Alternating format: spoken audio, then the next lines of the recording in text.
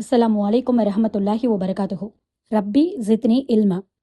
இதுவரைக்கும் அரேபிய தீபகற்பத்தில் நிலவிய அரசியல் மற்றும் மத கோட்பாடுகளை பார்த்தோம். 6வது பகுதியில் அறியாமை கால அரேபிய சமுதாயத்தை கொஞ்சம் சுருக்கமாக பார்த்துருவோம். அரேபியர்களில் பலதரப்பட்ட வகுப்பினர்கள் இருந்தாங்க. அதில் உயர்மட்ட குடும்பங்களில் உள்ள ஆண்கள் தங்களுடைய குடும்ப பெண்களுடன் ரொம்ப உயர்வான நடத்தையை கொண்டிருந்தாங்க. அந்த குடும்பத்தில் உள்ள பெண்களுக்கு சுய அதிகாரத்துடனும் கௌரவத்துடனும் திகழ்ந்தாங்க. அந்த குடும்பத்து பெண்களுக்கு மிகுந்த பாதுகாப்பும் மரியாதையும் அளிக்கப்பட்டுச்சு. அந்த பெண்களுடைய கண்ணியத்தை பாதுகாக்க வாளேந்தி போர் செய்யக்கூட துணிஞ்சாங்க. ஒரு ஆண் தனது கொடைத்தன்மை, வீரம், வலிமையை கூறி தன்னை புகழ்ந்து கொள்ள நினைக்கும் போதெல்லாம் தன்னுடைய கவிதைகளில் பெண்ணையும் புகழ்ந்து பேசுவாங்க. சில சந்தர்ப்பத்தில் தங்களது குடும்பங்களில் குலத்தாருக்கிடையே ஏற்பட்ட சண்டைகளை கூட இந்த பெண்கள் விரும்புவதனால அதை அமைதி நிலைமைக்கு மாற்றிடுவாங்க. அதுபோலவே அந்த பெண்கள் நினைத்தால் போர் நெருப்பை கூட மூட்டி விட்டுருவாங்க. எந்தவித கருத்து வேறுபாடும் இல்லாமல் ஆண்கள் குடும்ப தலைவராகவே இருந்தாங்க. ஆண்களே முடிவெடுக்கும் அதிகாரத்தையும் பெற்றிருந்தாங்க. ஆண் பெண் அவர்களுக்கிடையே தொடர்பு என்பது அப்பெண்களுடைய காப்பாளர்கள் அனுமதி பெற்று தான் திருமணமும் முடிச்சாங்க. தங்கள் குடும்ப ஆண்களை மீறி அந்த பெண்கள் எந்த ஒரு அதிகாரத்தையும் கையில் எடுத்துக்க மாட்டாங்க. இதெல்லாம் உயர்மட்ட குடும்பங்களில் நடந்துட்டு இருந்துச்சு. ஆனால் கீழ்மட்ட மக்களிடத்துல ஆணும் பெண்ணும் இணைந்து வாழ்வதற்கு பல்வேறு நடைமுறைகள் காணப்பட்டுச்சு. அது எல்லாமே வெட்கமற்ற இழிவான ஈனத்தனமான பழக்க வழக்கங்களாகவே இருந்துச்சு. திருமணங்களை அறியாம காலத்தில் 4 வகைகளாக பிரிச்சாங்களாம். இதை குறித்து அன்னை ஆயிஷா ரலியல்லாஹு அவர்கள் கூறியிருக்காங்க. அந்த 4 வகைகளையும் இந்த வீடியோவோட அட்டாச் பண்ணியிருக்கேன். உங்களுக்கு வேணும்னா படித்து தெரிஞ்சுக்கோங்க.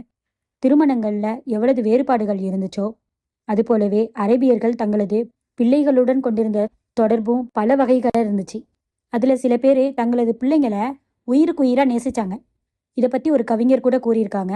நமது குழந்தைகள் புவியில் தவழும் நமது ஈரக்குலைகள் ஆவார்.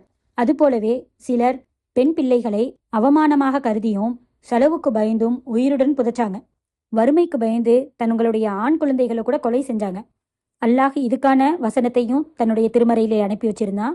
6:151, 16, 58, 59, 17வது அத்தியாயத்தில் 31வது வசனம், 81வது அத்தியாயத்தில் 8வது வசனம்.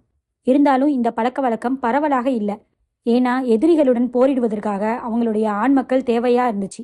அரேபியர்கள் தங்களது குடும்ப உறுப்பினர்கள் கிட்ட மிக நெருக்கமான உறவு வச்சிருந்தாங்க. குல பெருமைக்காகவே வாழவும் குல பெருமைக்காகவே சாகவும் துணிஞ்சாங்க.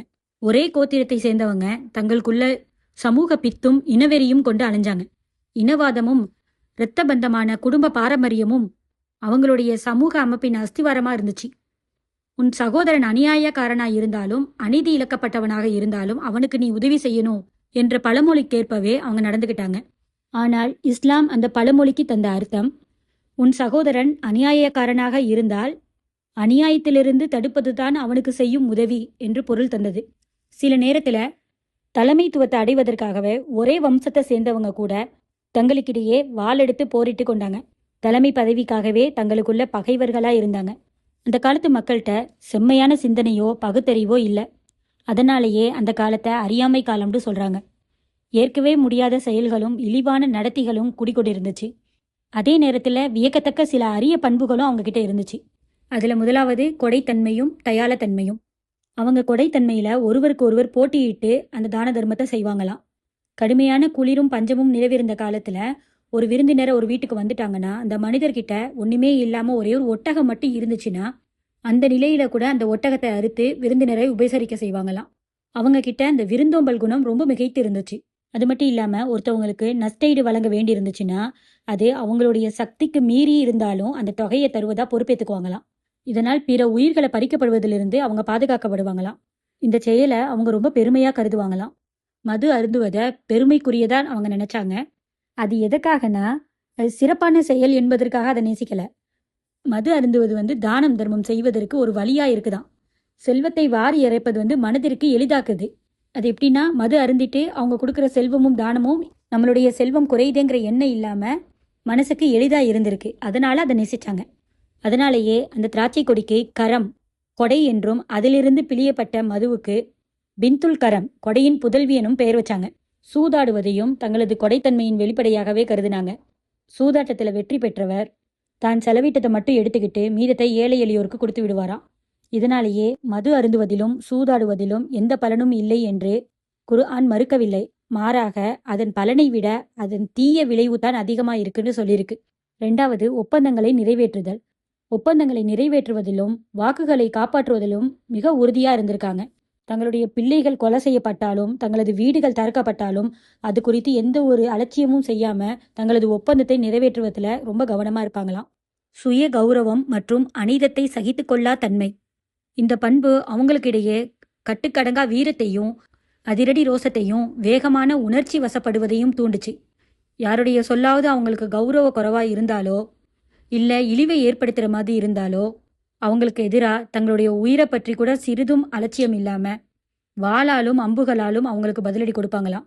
அடுத்தது செயலில் உறுதியுடன் இருத்தல். ஒரு செயல் தங்களுடைய பெருமைக்கும் உயர்வுக்கும் காரணமா இருந்துச்சுன்னா அதை தங்களுடைய உயிரை கொடுத்தாவது செய்ய நினைப்பாங்களாம். 5வது நிதானித்தல், சகித்தல், அமைதி காத்தல். இந்த பண்புகளும் அவங்களிடத்துல நிறையாவே இருந்துச்சு. 6வதா எளிமையை விரும்பி பகட்டை வெறுத்தல். அவங்க கிட்ட உண்மை, நேர்மை, வாய்மை இதெல்லாம் நேசிச்சு மோசடி, ஏமாற்றுவதை ரொம்ப இழிவான குணமான்னு நினைச்சாங்க. மேலே கூறப்பட்ட எல்லா அரிய பண்புகளும் உயரிய குணங்களும் அவங்க கிட்ட இருந்துச்சு. இது வரைக்கும் குறைசி மக்களுக்கு எந்த விதமான குணங்கள்லாம் இருந்துச்சுங்கிறத பார்த்தோம். அடுத்த பகுதியில் நம்ம ரொம்ப எதிர்பார்த்துட்டு இருக்க நபி ஸல்லல்லாஹு அலைஹி வஸல்லம் அவங்களுடைய வரலாறு ஆரம்பிக்க போகுது இன்ஷா அல்லாஹ். அஸ்ஸலாமு அலைக்கும் வரஹ்மத்துல்லாஹி வபரகாத்துஹு.